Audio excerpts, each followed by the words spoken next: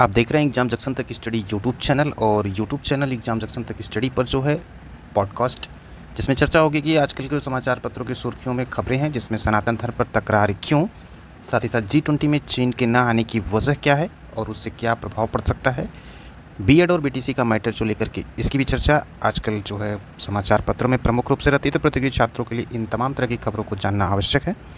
वहीं साथ ही साथ जो है तमाम तरह के आयोगों के द्वारा जो भर्ती आती है उस पर भी पॉडकास्ट में बातें की जाएंगी। आशा है कि ये भी सीरीज़ आपको जो है पसंद आएगी। अगर चैनल पे पहली बार विजिट किए हैं तो चैनल को सब्सक्राइब कर लें, बेल आइकन को प्रेस कर लें। ये पॉडकास्ट सीरीज़ जो है आपको एग्जाम जंक्शन तक स्टडी यूट्यूब चैनल पर देखने को मिलेगी। तो सबसे पहले चर्चा कर लेते हैं सनातन धर्म पर तकरार क्यों। सनातन धर्म एक ऐसा धर्म है जिसको लेकर के देखा जाए तो पॉलिटिकल पार्टी अक्सर जो है एक दूसरे से फाड़ करने के तैयार रहती हैं। विपक्ष में एक इंडिया बनाम एक बीजेपी, तो इसको लेकर के तमिलनाडु के मुख्यमंत्री के बेटे स्टालिन के द्वारा जो सनातन धर्म पर जो वक्तव्य दिया गया उसको लेकर के देश के गृह मंत्री अमित शाह जी के द्वारा जो उस पर रखा गया, विरोध किया गया। तो सनातन धर्म एक्चुअली है क्या? सनातन धर्म जो है किसी एक का धर्म नहीं है और इसमें हिंदू में सभी लोग आते हैं। और इसको लेकर के देखा जाए कुछ हद तक आप भी समझते होंगे कि बहुत सारे ऐसे लोग हैं जो इसी की आड़ में अपनी राजनीति को जो है चमकाते हैं। सिर्फ इसी का विरोध करो, मीडिया की कवरेज मिल जाएगी और तमाम तरह के जो है लोग जानने भी लगेंगे।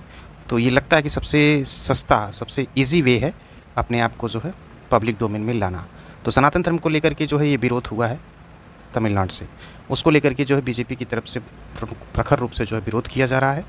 सनातन धर्म में तमिलनाडु से विरोध होने की एक वजह ये भी हो सकती है क्योंकि द्रविड़ लोग जो हैं वो जनेऊ को जो है नहीं मानते, यानी कि ब्राह्मण को नहीं मानते हैं, और उसी के विरोध में लेकर के जो है वो उनकी विचारधारा है।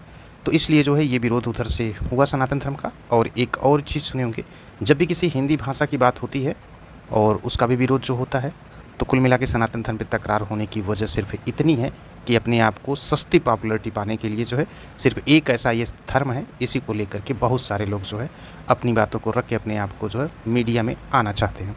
अब बात कर लेते हैं दूसरी चीज़ें, जो G20 में चीन क्यों, चीन के ना आने से जो है, यानी कि चीन के राष्ट्रपति के ना आने से बाकी प्रतिनिधित्व के तौर पे कोई ना कोई तो आएगा, तो उससे भारत क्या प्रभाव पड़ सकता है।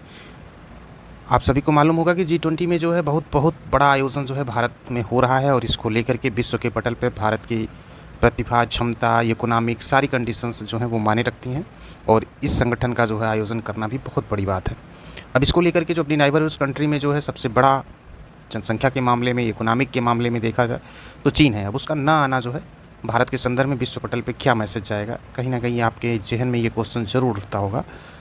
तो आपको बताते चलें कि G20 में चीन का ना आने की उसकी खुद की वजह है, ऐसा कुछ भी नहीं है कि भारत के संदर्भ में जो है अमेरिका के साथ जो भारत का रिलेशन है, जो व्यापार है, जो समझौते हो रहे हैं, उसी को लेकर के थोड़ा सा जो है चीन के अंदर एक प्रकार से जिसे कहते हैं कोल्ड वार, अंदर के युद्ध जो है उसका द्वंद्व युद्ध है और उसी को लेकर के जो है चीन जो है वहाँ की कुछ इकोनॉमिक प्रॉब्लम भी है।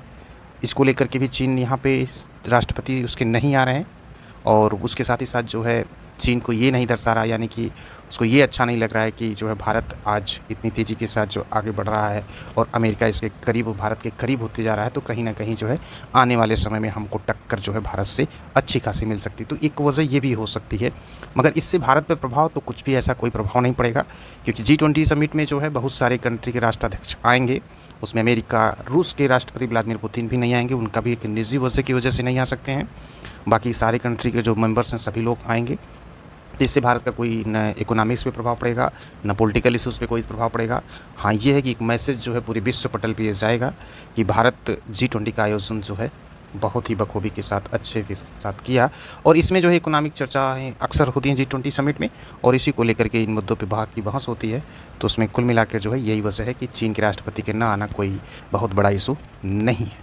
अब बात कर लेते हैं बीएड और बीटीसी को लेकर के। जो है बीएड बीटीसी के प्रकरण में चर्चा इसलिए जो बार बार होती है क्योंकि आजकल समाचार पत्रों में भी देखने को मिलती है कि जब से बीएड को प्राथमिक शिक्षक भर्ती से बाहर किया गया तो कुछ पक्ष जो है खुश, कुछ पक्ष नाराज़। लेकिन जहाँ तक किसी भी पक्ष को इसमें खुशी नहीं होना चाहिए, किसी पक्ष को नाराज़ नहीं होना चाहिए क्योंकि समय बदलते जो है देर नहीं होता, कभी किसी पाले में गेंद तो कभी किसी पाले में गेंद। रही बात तो वर्तमान में जो है बीएड को प्राथमिक शिक्षक भर्ती से बाहर किया गया है, उसी को लेकर के जो सुप्रीम कोर्ट में फिर एक बार जो याचिका पड़ी तो बिहार के संदर्भ में, क्योंकि बिहार शिक्षक भर्ती जो अभी रिसेंटली जो संपन्न हुई उसमें बीएड वाले भी भाग लिए हैं और बीटीसी वाले, तो उनकी वजह से जो है एक निर्णय आया था कि वर्तमान याचिका यानी कि जो प्रेजेंट पिटीशन पड़ी थी उस पिटीशंस में यही था कि एनसीटी की जो रूलिंग थी 28/2018 उसी के आधार पर, इसलिए वो भी डिसमिस हो गया था। इसका मतलब ये हो गया कि जो 28 जून 2018 के बाद सभी भर्तियों से बीएड बाहर का जो सुप्रीम कोर्ट का फैसला है उसी को लेकर के जो है तमाम तरह की न्यूज़ यूट्यूब में, पब्लिक डोमेन में आप देख रहे होंगे। तो इसमें थोड़ा सा भी की माइंड में संशय जो है किसी को नहीं है कि बीएड प्राथमिक से बाहर अभी जो है बाहर है सुप्रीम कोर्ट के आर्डर के अनुसार, लेकिन तय समय यानी कि आने वाले समय में जो है 2 से 4 महीने की टाइम लगेगी। इस पे सरकारें जो हैं स्पष्ट तौर पे एक निर्णय लेंगी, जो ऑर्डिनेंस होगा उसके तहत जो है बीएड को भी जो है प्राथमिक शिक्षक भर्ती में शामिल करने का प्रावधान सरकारें कर सकती हैं। तो हाल फिलहाल की यही खबरें हैं बीएड बीटीसी को लेकर के। अब ईएसओ भर्ती को लेकर के जो है एएससी यानी कि इलाहाबाद हाई कोर्ट से भर्ती को लेकर के, एलटी यानी कि उत्तर प्रदेश लोक सेवा आयोग से लेकर के भर्ती, टीजीटी पीजीटी यानी कि नए शिक्षा सेवा चयन आयोग से लेकर के परीक्षा के संदर्भ में इन तमाम तरह की जो खबरें में है। एएसओ की भर्ती के संदर्भ में जो है काफ़ी यूपीपीएससी से बहुत ही अकाउंट सेक्शन की भर्ती है। ये भर्ती जो है पेट 3.0 के बाद देखने को मिलेगी।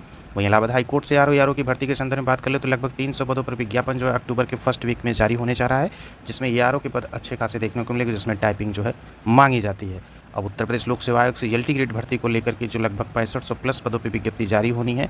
टेंटेटिव माह है, नवंबर के लास्ट वीक तक शार्ट नोटिस इशू हो सकती है एलटी ग्रेड भर्ती को लेकर के। उत्तर प्रदेश लोक सेवा आयोग से अभी तक की अपडेट यही है। अब वहीं बात कर लेते हैं टीजीटी पीजीटी परीक्षा को लेकर। नए शिक्षा सेवा चयन आयोग का जब तक पूरी तरह से कार्य करना शुरू नहीं करेगा तब तक इस परीक्षा को लेकर के संशय बना हुआ है, लेकिन अंदर खाने की सब कुछ प्रक्रियाएं यही स्पष्ट तौर पे बता रही हैं कि जैसे ही आयोग कार्य करना शुरू करेगा सबसे पहला डिसीजन होगा वो टीजीटी पीजीटी परीक्षा को लेकर। वही माननीय मुख्यमंत्री आदित्य योगी जी के द्वारा भी ये कहा गया है कि किसी भी आयोग जो है वह स्वतंत्र है अपने कार्य को करने के लिए, और कोई भी फाइल 3 महीने से अधिक जो है टेबल पर नहीं रहनी चाहिए। तो इन तमाम तरह से स्पष्ट तौर से समझा जा सकता है कि जो आयोग का जैसे ही गठन होगा वैसे 2 से 3 माह के अंदर जो है इस परीक्षा का आयोजन भी नया शिक्षा सेवा चयन आयोग करा लेगा। तो आप देख रहे थे पॉडकास्ट एग्जाम जंक्शन तक स्टडी यूट्यूब चैनल पे। फिर मिलते हैं आपसे इस प्रकार की वीडियो और अपडेट की रोज़ की तरह जो वीडियो पड़ती है उसके साथ। चैनल पे पहले विजिट करें तो चैनल को सब्सक्राइब कर ले, बेल आइकन को प्रेस करें ताकि जब भी कोई वीडियो अपलोड हो चैनल पे तो उसका नोटिफिकेशन आपको देखने को मिले।